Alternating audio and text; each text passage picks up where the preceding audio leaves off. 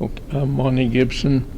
My family and I raced horses for a lot of years. We was living in Burns, and we would travel from state to state. My older brother was a jockey, and his name was Conley Gibson. My dad's name was Babe Gibson. My dad's brother, Buzz Gibson, raced horses too. And we would mostly raise our own colts to run. And we would travel all over the state and come to Prineville every year and race horses here. And we raced all over the state and into Washington and Idaho and Nevada. The first win picture I remember being in was in 1957. My dad and my brother and my older brother was riding the horse to win. And that's just kind of how I got started in it. And so my dad and I, we would raise our own horses, our colts and stuff, and break them and train them and run them all over.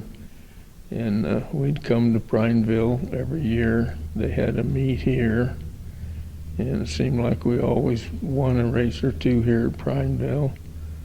And then we'd go to Tillamook, State Fair, Portland, Grants Pass. It was always fun here at Prineville, though. It seemed like that was kind of one of my favorite ones. It and Burns. There was a lot of old friends that raced horses too. There was like Orville Yancey and George Dimick and Barney Barnes and oh goodness, I can't remember all of them anymore without sitting down and really thinking about it, but they were, all of them was older than me, and we'd go to Portland Meadows and the State Fair at Salem and race there too, and just basically wherever there was a race meet, we'd always go. The purses back in those days wouldn't buy enough gas to go from town to town now. Seems like back in the 50s to 60s, it seemed like you got about $150 to win a race, which is a lot less than what they are today. But it was really good because you would have people like Mr. Puckett and Bill Nichols. They would run the chariot teams during the horse race meet, see, and that was always interesting for people to come and watch too.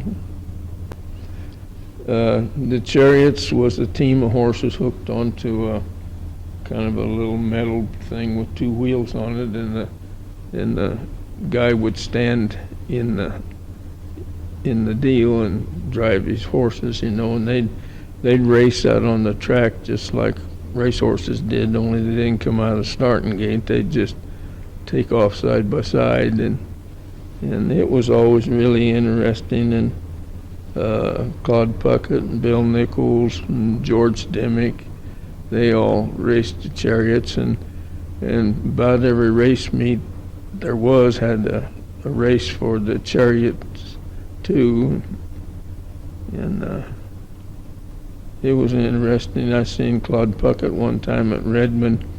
His tongue broke and his chariot went down the ground and throwed him way out on the ground, but it didn't hurt him any.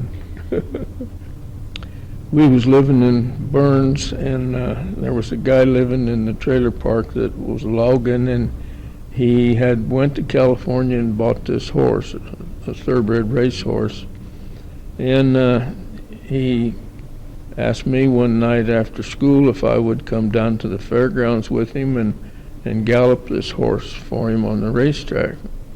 I said, sure, I would. So Dad took me down, and he watched me gallop the horse, and I was like 13, I guess, and him and Dad got to talking, and Dad ended up buying the horse from him, and that's kind of how we got back to racing horses again. That was a start.